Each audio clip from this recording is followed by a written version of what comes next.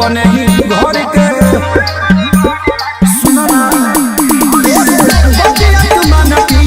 अपना में हर के पूरा परिवार बाटे अपने ही घर के अरे ऐसे जानी हंड चमका हो सुनो राजा पीके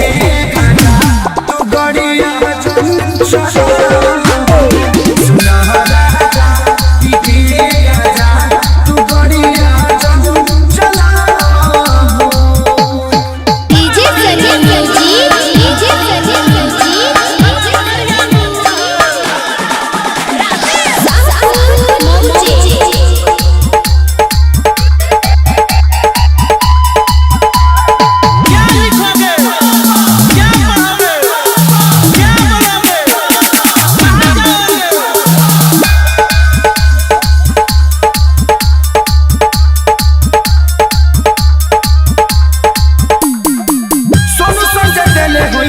जाके जलधारी नशा में बड़ो काहे अरे आखे सारी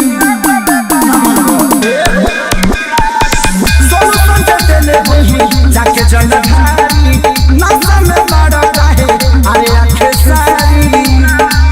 भले में चल गई बड़ा काश तू बोला हो सुनो राजा पीके गाजा तू बड़ी